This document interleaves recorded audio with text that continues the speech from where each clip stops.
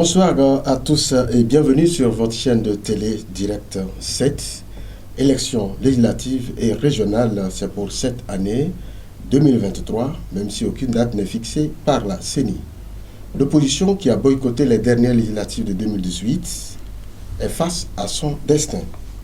Mais les divisions internes prennent le dessus. Du côté du CAR, le congrès qui permettait de choisir le président du parti s'est tourné en un théâtre. Au niveau de la DMK, c'est la division qui donne naissance à la DMP.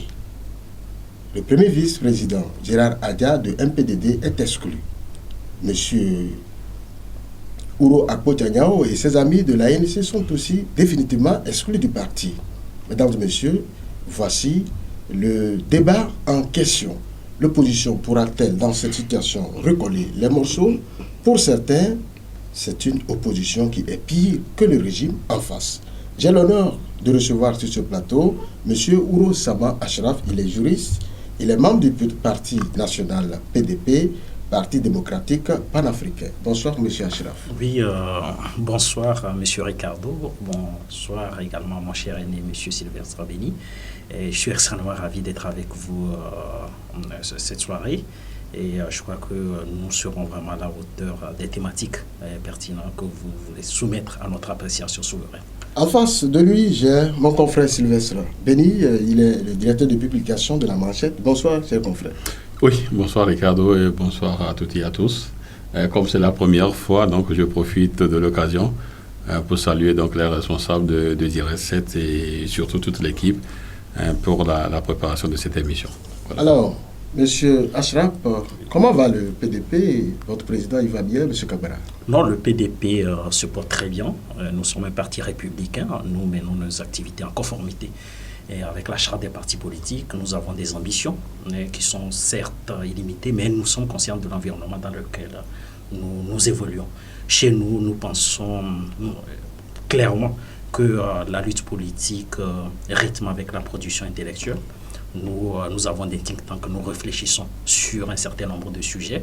Nous essayons de faire valoir nos compétences, parce que faire valoir nos compétences est synonyme de quoi? Synonyme c'est-à-dire se positionner comme une alternative crédible. Parce que quand on veut aspirer et diriger un pays, il faut avoir des compétences il faut de la ressource humaine. Et non pêcher dans l'utopie permanente qui consiste à dire donnez-nous les clés du pouvoir alors qu'on n'est pas à la hauteur.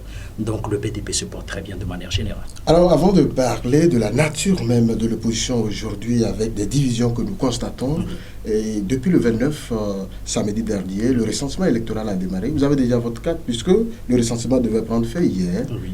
La prolongation, donc le recensement finit demain. Oui, non, le recensement finit demain. Moi la particularité de ma personne, c'est que moi, je fais partie quand même du CENI à l'intérieur du pays. Donc, nous sommes dans les préparatifs. Donc, ce qui veut dire que dans les prochaines semaines, j'aurai ma carte. Mais pour ce qui est de la zone 1, c'est qu'il faut constater qu'il y a quand même un engouement que je pourrais peut-être qualifier de sans précédent. Ce qui veut dire que les Togolais ont pris conscience des exigences et des vertus de la démocratie représentative et de l'utilité également de la décentralisation. Parce que vous êtes sans savoir qu'en 2019, on a entamé ce qu'on appelle le processus de la communalisation intégrale du pays, parce qu'il faut aussi le rappeler que le tout a été dirigé par ce qu'on appelle des délégations spéciales, ce que nous avons toujours dénoncé, parce que j'estime que c'est une pratique qui est anticonstitutionnelle. Parce que quand vous prenez l'article 141 de la Constitution togolaise, on dit les collectivités territoriales sont dirigées par des élus locaux et qui sont élus par le suffrage universel. Donc on ne saurait diriger les collectivités territoriales par des délégations spéciales puisqu'ils étaient nommés. Donc nous nous félicitons quand même d'une chose, c'est-à-dire de la communalisation intégrale du pays. Nous aurons des élections régionales, ce qui veut dire que c'est le procès de la décentralisation qui est en marche. Donc aujourd'hui, les Togolais ont pris conscience et ce qu'il faut aussi constater, c'est qu'on a comme l'impression que les Togolais veulent engager aussi la responsabilité de ceux qui sont à la tête des communes au niveau de la représentation nationale. Donc nous verrons dans les prochains mois, à l'issue de ces élections, ce qui ressortira comme résultat.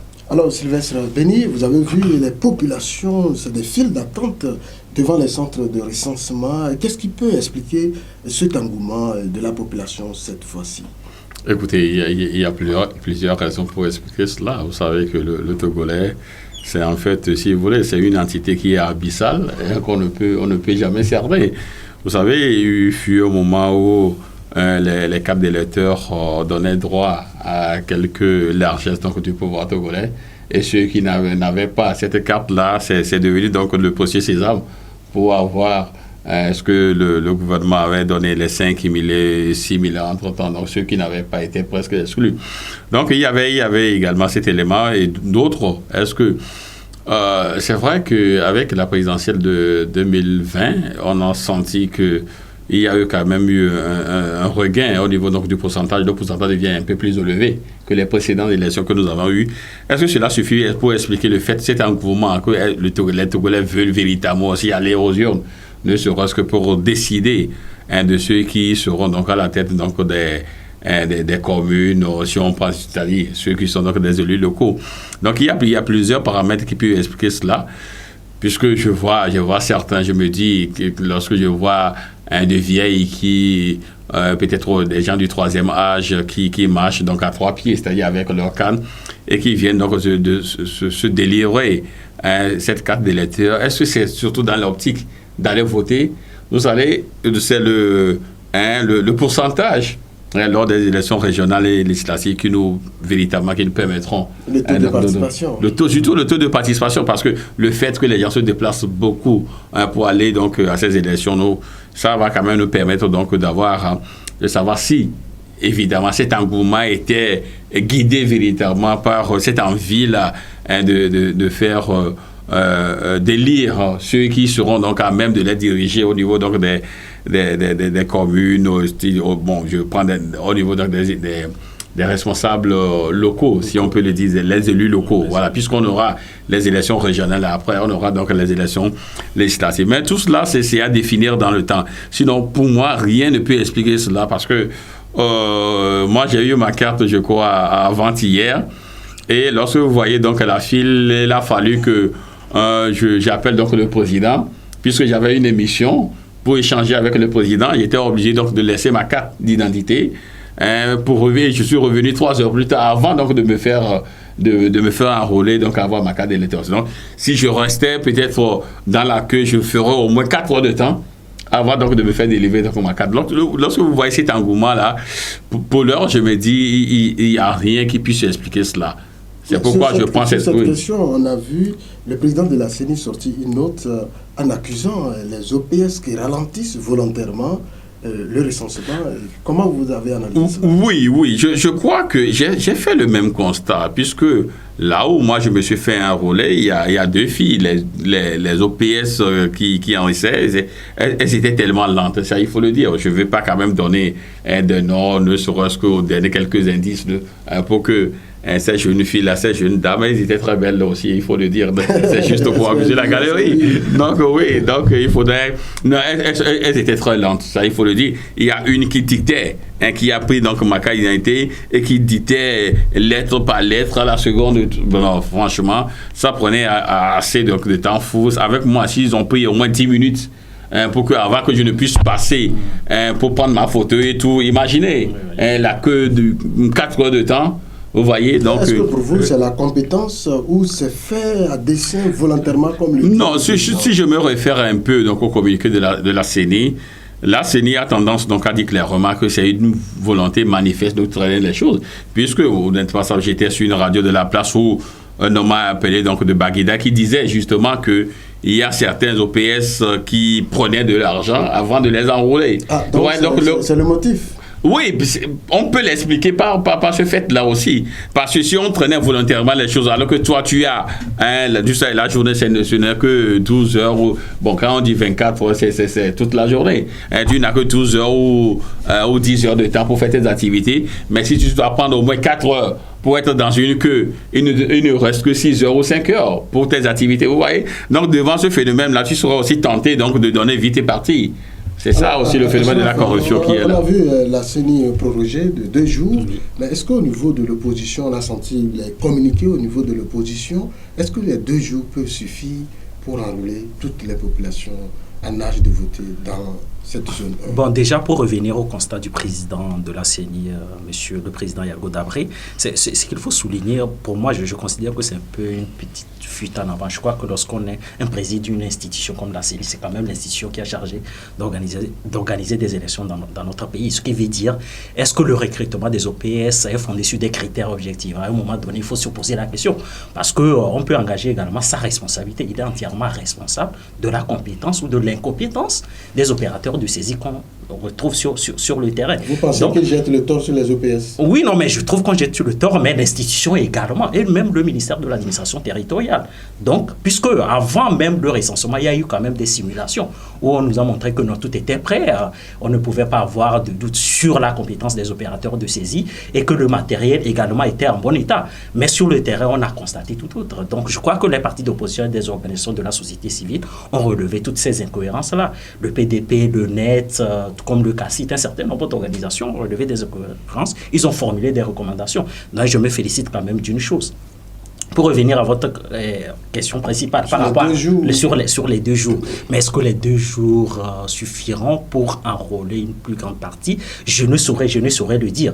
Mais ce que je souligne, c'est que les recommandations formulées par les partis d'opposition et les organisations de la société civile ont été prises en compte, puisqu'il y a eu une prorogation de 2 jours. Bon, maintenant, il appartient à la CENI de prendre toutes les mesures appropriées pour qu'on puisse enrôler le plus grand nombre. Parce que ce qu'on oublie, c'est qu'il y a un lien de causalité pour moi entre le taux d'enrôlement, plus le taux d'enrôlement est élevé, plus on aura également des élections régionales et législatives également de qualité. Parce que l'une des conséquences à long terme, c'est qu'on risque aussi de participer à une contestation des élites. Parce que si vous avez un taux de participation qui est extrêmement faible, à un moment donné, nous sommes dans une démocratie représentative, les gens ne se reconnaissent pas dans les élus parce qu'il y a un faible taux de participation, même si le vote n'est pas obligatoire. Alors, et donc, du coup, j'espère vivement que les 2 jours de prorogation permettront à la CENI disons, d'enregistrer des résultats escomptés. Je reste avec vous en tant que politique. Oui. On parle de recensement, bientôt les élections et le scrutin, même si la date n'est pas encore fixée. Oui. Mais au sein de l'opposition, vous voyez toute cette division. Quand vous prenez le cas qui était en congrès la dernière fois, vous avez vu tout ce qui s'est passé. Vous prenez la DMK qui se divise. Vous prenez au niveau de la MPDD, au niveau de l'ANC des exclusions. Oui. On se pose la question au sein de l'opposition. Quel est votre problème? Non, mais pour moi, il n'y a pas un problème particulier. Moi, ce que je souligne, c'est que par rapport, j'aimerais me prononcer par rapport aux exclusions. Vous savez, les partis politiques ont des statuts, un règlement intérieur. Et donc, du coup, lorsque vous avez un militant qui pose des actes qui sont qualifiés de fautes professionnelles, de fautes politiques graves, à un moment donné, le parti est obligé de statuer. De prendre des mesures proportionnées. Mais dans le cas d'espèce, lorsqu'on prend l'exclusion de Gérard Adja, l'exclusion des militants de l'ANC, pour moi, la question, je suis juriste de formation, pour moi, la question que les journalistes doivent se poser, est-ce que les sanctions édictées sont proportionnelles aux fautes politiques commises par les exclus? Donc, c'est la question qu'il faut se poser. Est-ce que l'exclusion a respecté les règles de l'art, c'est-à-dire les exigences de fond et de forme? Est-ce qu'il y a eu un débat contradictoire devant le Conseil de discipline? Est-ce qu'on a jugé objectivement les fautes politiques commises par ces derniers? C'est des questions qu'il faut se poser. On ne peut pas dire, oui, exclusion, oui, effectivement. Dans tous les partis politiques du monde, il y a des exclusions en cascade lorsque le parti juge qu'il y a une violation flagrante des dispositions des statuts du parti. Est-ce qu'à la veille des élections, l'opposition ne se mélange pas? Non, l'opposition ne se mélange pas. L'opposition ne se mélange pas. Un parti politique également, c'est quoi? Il doit y avoir une vie démocratique dans un parti politique. Et on doit édicter des sanctions lorsqu'on constate que un certain nombre d'individus ont posé des actes qui sont contraires au statut du parti. Donc, c'est un peu ça. Donc, je ne crois pas que les partis politiques créent une certaine embroglio aujourd'hui. Je crois que c'est la vie démocratique. Maintenant, seront-ils à la hauteur des échéances électorales à venir? C'est la question qu'il faut se poser. Alors, M. Sylvestre Béni, vous avez vu la nature de l'opposition aujourd'hui, en tout cas son statut. Dans tous les partis, il y a du bruit. On se pose la question, quel est le vrai problème de l'opposition? Non, écoutez, moi, je me suis dit, on ne saurait faire une fixation ou jeter l'anathème sur l'opposition. c'est vrai que dans une vie démocratique, il y a toujours donc des débats contradictoires, il y a toujours des gens qui ont peut-être même son de cloche, autre que ce que se dit, mais je prends par la fin de Ashraf, c'est bien cela qu'il disait tout à l'heure que dans un parti politique, il y a les statuts, il faudrait également que les sanctions soient proportionnelles. Si nous prenons donc le cas donc, de Gérard Djassarfaï, il a posé un acte, mais est-ce que au niveau donc est-ce qu'il y a eu confrontation, est-ce qu'on l'a écouté, pourquoi est-ce qu'il a posé cet acte-là, est-ce que on lui a donné donc les moyens de se défendre de ses actions avant donc de le sanctionner? Non.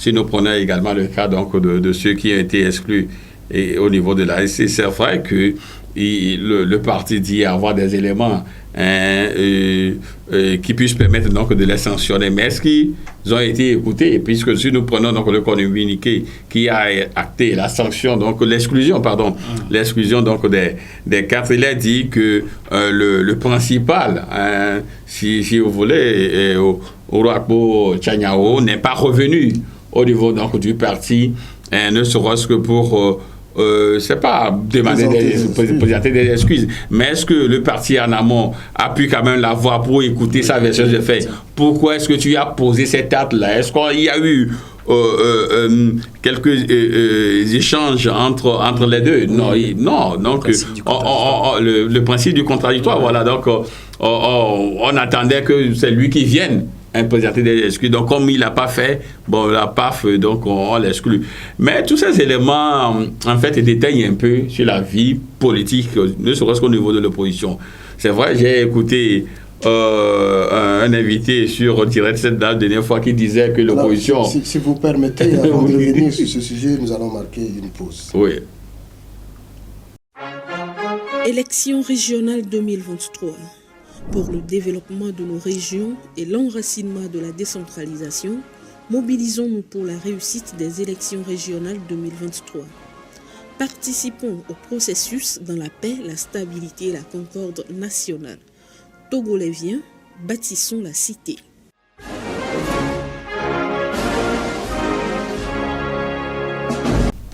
Deuxième partie de notre émission Coin de vérité. L'opposition est-elle réellement pire que le pouvoir? C'est le débat. Sur le plateau, je suis avec Ourosama Ashraf. Il est juriste, membre du bureau national du PDP, et avec mon confrère Sylvestre Béni. Nous étions en train d'analyser la situation au niveau des partis politiques de l'opposition. Mais est-ce que vous avez vu le congrès du CAR et ce qui s'est passé? Et quel est votre avis sur la situation?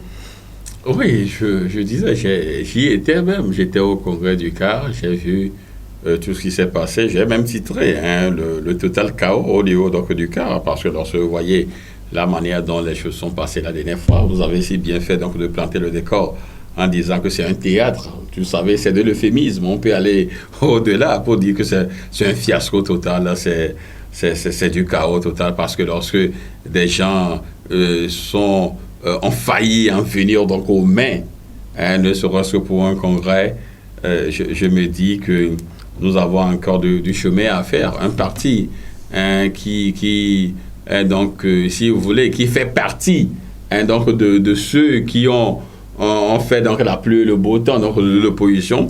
Le CAR a même gagné une élection devant donc le pouvoir togolais. Je parle donc des élections de 94. Le CAR a eu 36 députés, le RPC 35 et puis Edenkoyo 7. Mais après, nous avons vu ce qui s'est passé où Edenkoyo posait donc le fait que son parti, c'est un parti charnière. Et donc, il flottait entre deux eaux. Finalement, il a rejoint donc le régime en place. Donc, vous avez vu que le CAR, ce sont un grand parti incarné par un grand homme, Maître Yavi Agbeibo. Et donc, sa succession a été véritablement un chaos. Est-ce qu'il a une part de responsabilité? Je peux dire oui, mais il n'est plus là. Donc, il faudrait quand même qu'on puisse honorer sa mémoire. Mais je pensais que sa seconde venue à la tête du parti a quand même laissé beaucoup donc, de séquelles. Il n'a pas su préparer donc, un dauphin. Et c'est presque le prolongement de ce que nous avons vu la dernière fois, où donc ils n'arrivaient pas à se comprendre. 6 au départ, ils sont revenus à 4, mais de 4 pour sortir donc le président par consensus, ils n'arrivaient pas. Et donc c'est du chaos.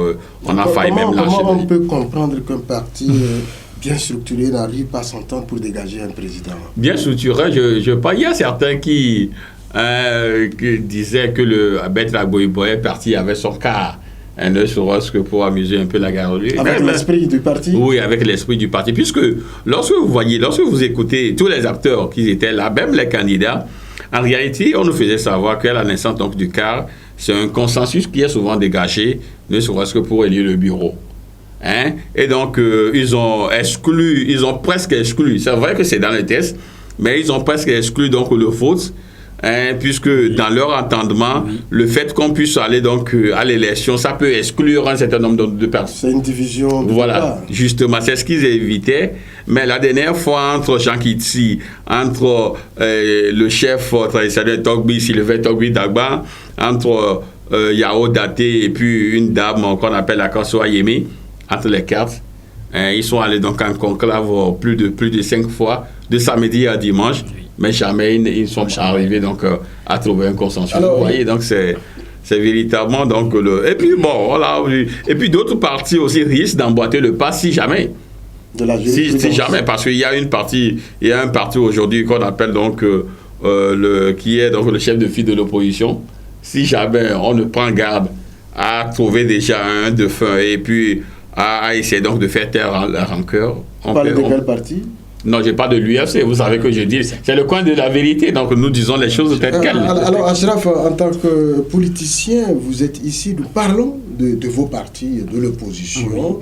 Et vous avez vu la scène au niveau du cas, quelles conclusions vous pouvez avoir? Est-ce que c'est un échec de l'opposition? Non, un échec de l'opposition, pour moi, c'est tirer une conclusion définitive. C'est une formule trop simpliste. Vous savez, dans tous les partis politiques, il y a des oppositions, même idéologiques, même profondes. Hein. Rappelez-vous la confrontation entre François Fillon et Copé. Oui.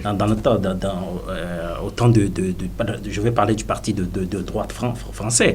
Et donc, il y a toujours des idéologies. Mais le plus important, c'est de dégager un consensus pour dégager un président. Parce qu'au-delà de tout, un président doit vivre, un parti, autant pour moi, doit continuer à vivre, doit réaffirmer son ambition, doit exister sur l'échiquier national. Oui, effectivement, cette image choque. Cette image choque, effectivement, Mais je dis le quart aujourd'hui. Vous savez, c'est le problème des partis, disons, traditionnels ou d'opposition historique. Ce sont des partis aujourd'hui, vous m'excusez pour l'expression, qui sont en état de déliquescence avancée et qui cherchent un peu des repères. Il l'a très bien rappelé en 1994, quand vous avez un parti qui part de 35 députés à l'Assemblée nationale et qui se retrouve aujourd'hui presque à rien. Même s'ils ont boycotté. Et donc, ces dernières années, ils sont vraiment en difficulté. Et donc, du coup, il y a eu l'idéologie aujourd'hui du quart qui est au point mort.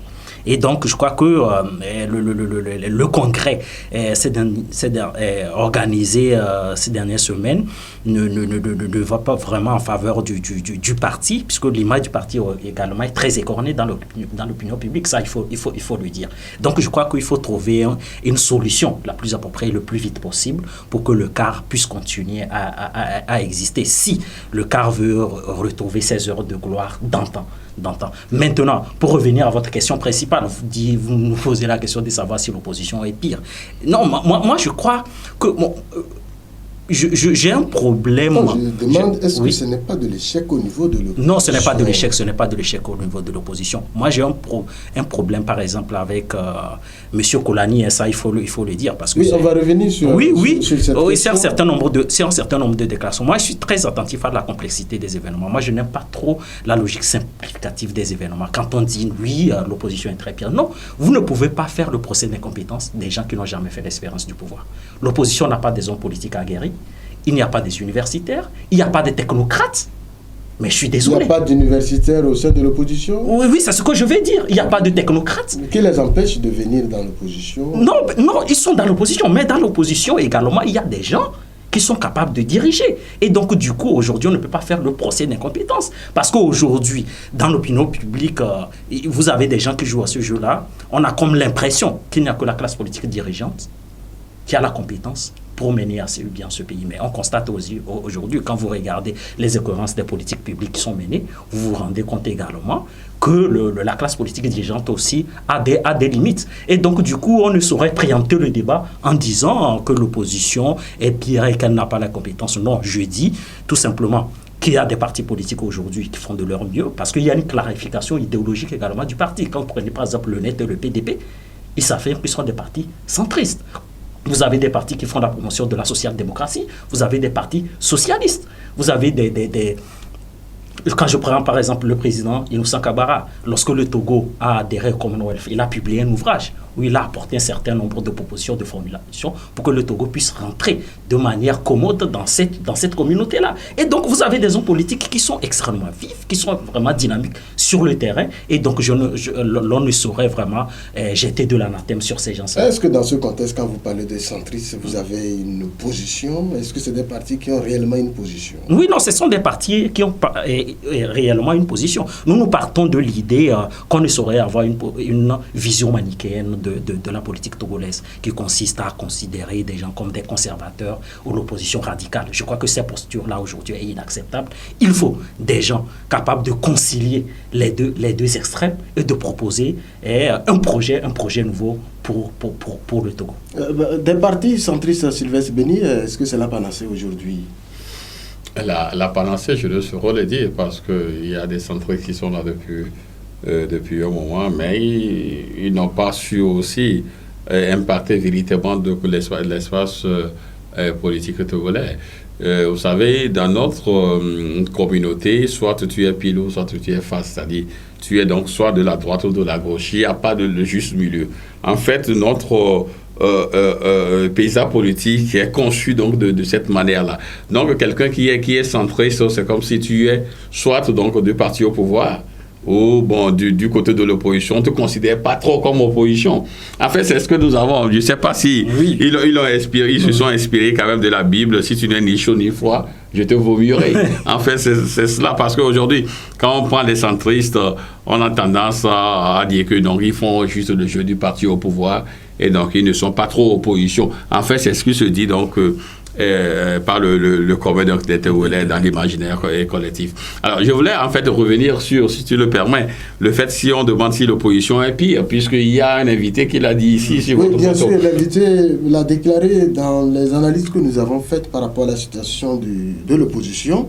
Et beaucoup de nos téléspectateurs ont aussi voulu qu'on revienne sur la situation.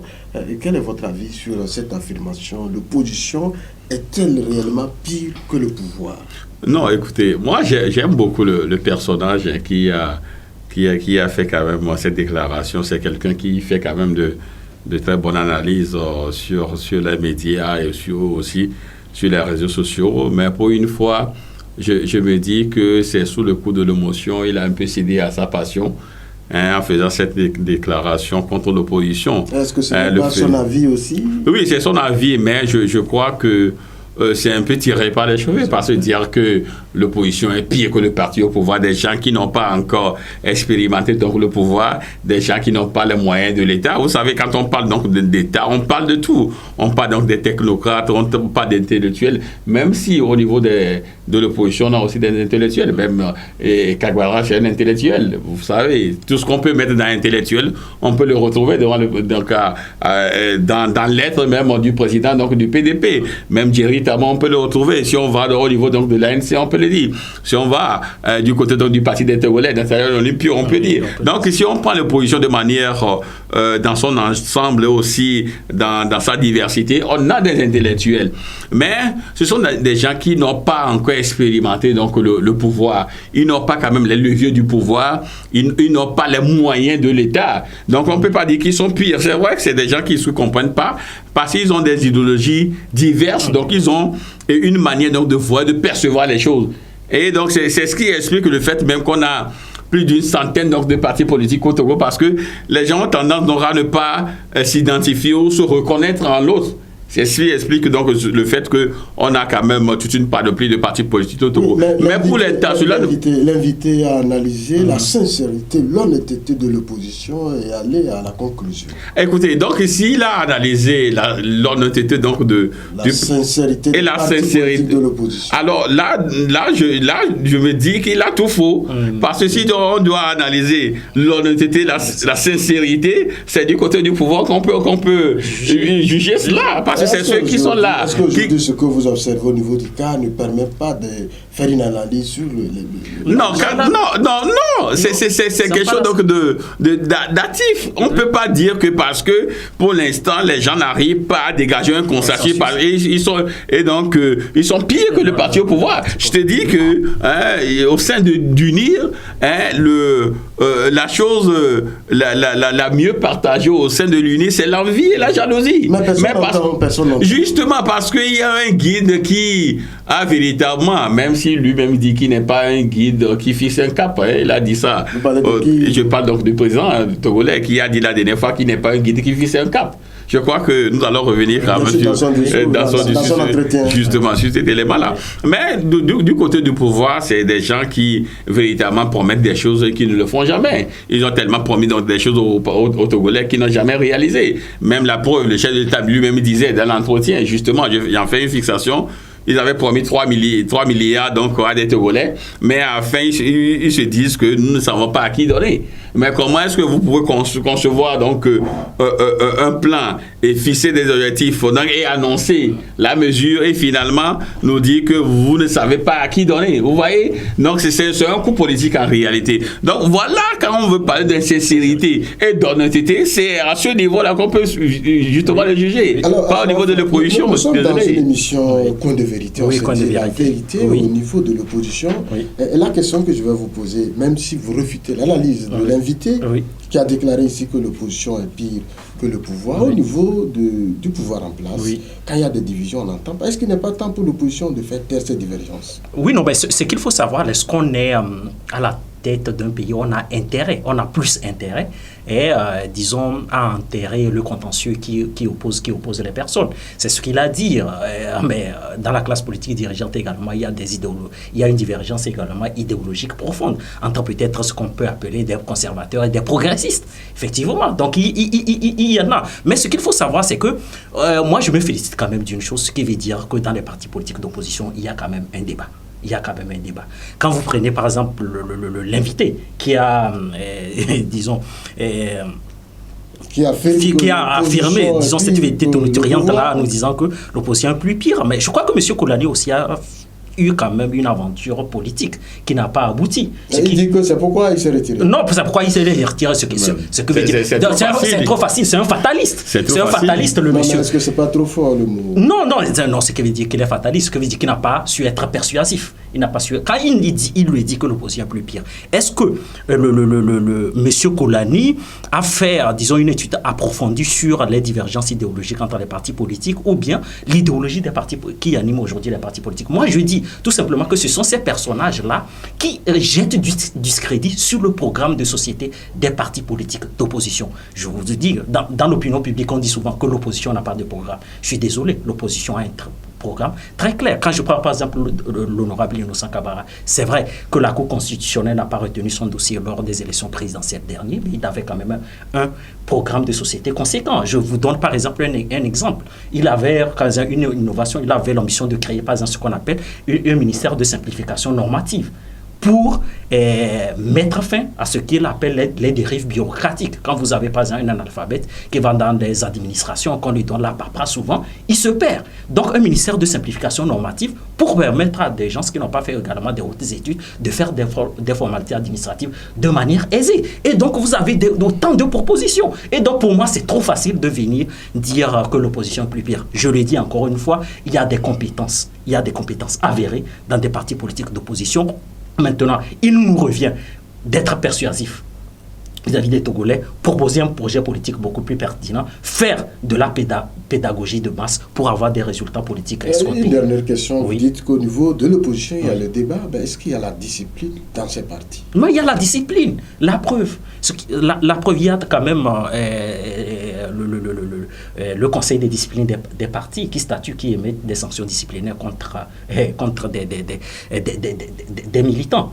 Mais on peut le dire, peut-être que la procédure n'est pas respectée dans les règles de l'art, mais il y a une vie démocratique quand même dans les partis politiques, d'opposition. Je crois que les partis politiques d'opposition sont à la hauteur vraiment des attentes. Maintenant, à l'avenir, il appartient aux Togolais, puisqu'on le dit, le peuple est souverain, nous sommes dans une démocratie représentative, il appartient au peuple de déléguer aux partis d'expédier des affaires courantes de ce pays. Est-ce qu'on ne va pas dans tous les sens quand on analyse cette opposition?